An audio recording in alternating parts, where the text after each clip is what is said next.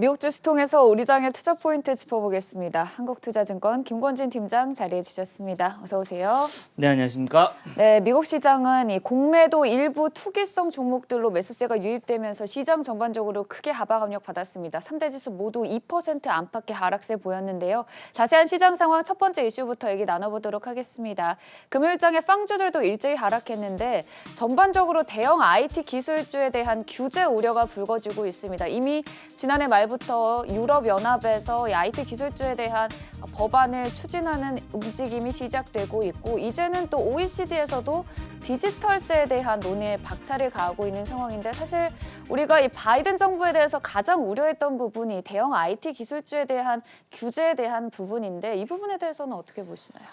네, 그렇습니다. 디지털에 대한 이런 여러 가지 규제성에 대한 이런 이슈가 등장을 해주고 있습니다. 사실은 그런데 이게 지금 갑자기 나온 거 아닙니다. 네. 예전부터 조금씩 나왔던 건데 그동안에는 묻혀져 있었던 거고 최근에 주가가 하락하기 시작하니까 야 그래 이것도 있었고 저것도 있었고 이런 부정적인 이슈가 조금 부각이 되고 있는 게 아닌가라는 얘기를 해드리겠습니다. 실제로 시장이 막 좋을 때는 좋은 것만 보이고요. 하락하기 시작하니까 지금 현재 안 좋은 게 하나씩 보이기 시작하는 거다라는 거 얘기해 드려야 될 것 같습니다. 아마도 순차적으로 이러한 게 얘기가 나왔던 게 진행은 될 것이다. 하지만 본류 바로 이 디지털의 이런 흐름은 계속해서 상승을 해주지 않을까라는 이야기를 해드릴 수 있을 것 같고요.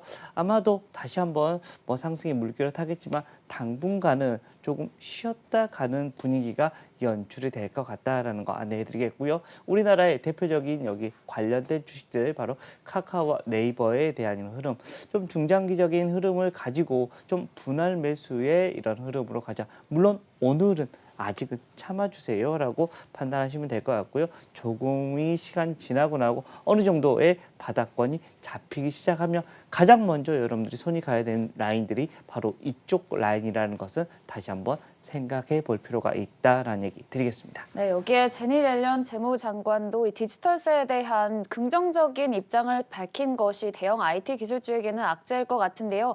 일단은 아마존과 알파벳이 현지 시간 2일에 실적을 발표할 예정입니다. 이 대형 IT 기술주에 대해서 장기적인 관점에서 분할 매수에 대한 입장 보여주셨고요. 두 번째 이슈 넘어가 보도록 하겠습니다.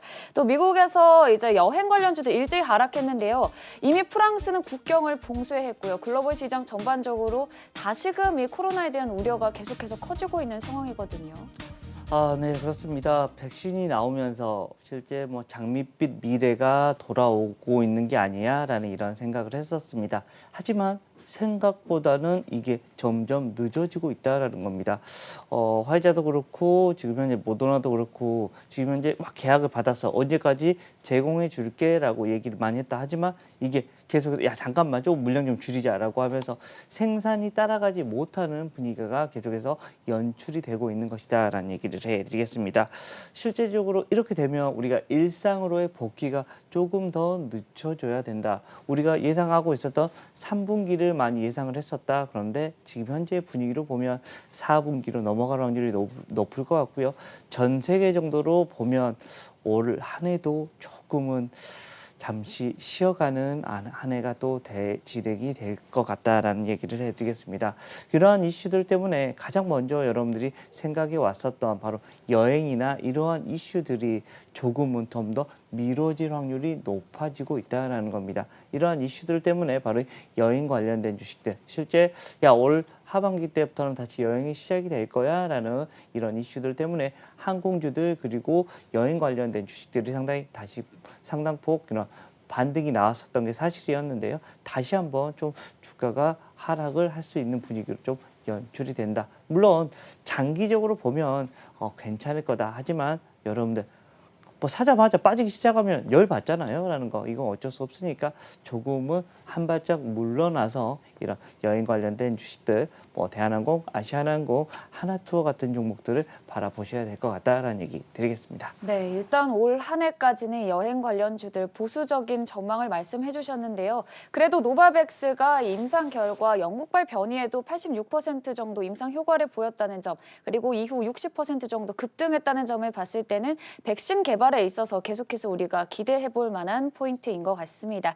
세 번째 이슈로 넘어가 보도록 하겠습니다. 스카이웍스가 실적을 발표했는데요. 애플의 대표적인 수혜주로도 꼽히는 종목인데 일단 애플의 아이폰 12가 관련한 종목들에게도 계속해서 긍정적인 영향을 미치는 것 같거든요. 네, 그렇습니다. 그나마 조금 밝은 소식이니까라는 얘기를 해드리겠습니다. 정말 미국 시장에서 올라가는 종목이 거의 없었었는데 스카이웍 같은 경우가 실제로 숫자가 아주 잘 나왔다. 지금 그래 맞아. 전체적인 시장을 보는 게 맞지만 지금 현재 실적 발표 시즌이라는 거 다시 한번 여러분들께 이야기를 해드릴 수 있고 우리나라도 지금 현재 실적 발표 시즌 열심히 지금 현재 실적이 나오고 있는 시즌이다라는 거 다시 한번 안내를 해드리겠습니다. 실제 애플 관련된 이런 종목들이 숫자가 아주 잘 나오고 있습니다. 실제 우리 LG 이노텍 같은 경우도 와우 좋아 가는 거야 라는 이런 모습 보여줬었잖아요. 실제 그런 이슈들이 지금 현재 계속해서 진행이 되고 있는 상태다라고 안내를 해드릴 수 있을 것 같습니다. 이렇게 되면 여기 관련된 주식들, 애플 관련주라고 할 수 있는 LG이노텍 그리고 슈피겐코리아 같은 이런 종목들은 오늘도 조금 긍정적인 이슈가 아마도 전개가 될 수 있지 않을까라는 얘기 드리도록 하겠습니다. 네, 벌써 애플의 아이폰 13이 또 올 가을에 출시된다는 얘기가 솔솔 나오고 있습니다. 일단 지난해 4분기 애플 아이폰 12 판매 호조에 힘입어서 시장 전반적으로 스마트폰 점유율 1위를 차지했다고 하는데요. 이 부분도 함께 체크해 주시면 좋을 것 같고요. 마지막으로 오늘장 관심주 확인해 보도록 하겠습니다. 오늘장 관심주는 효성 TNC 들고 오셨어요? 네, 그렇습니다. 정말 지금 최근에 정말 많이 우위로 움직여주고 있는 상황입니다. 하지만 여전히 싸다라는 이야기가 계속해서 돌고 있는 게 바로 이 효성 TNC다라는 거 안내해드리겠습니다. 오늘도 이쪽 라인들은 좀 괜찮지 않을까라는 할 정도로 주가에 대한 흐름 얘기를 해드리겠는데요. 4분기 실적 서프라이즈가 나왔고 1분기도 지금 현재 계속해서 추정치를 계속해서 상승시키고 있는 중입니다. 이제 1월이 마무리가 됐는데도 불구하고 1분기 실적도 더 잘 나올 것 같은데 라는 분위기. 가장 큰 원인 뭐예요? 바로 스판덱스의 지금 현재 시황이다라는 겁니다.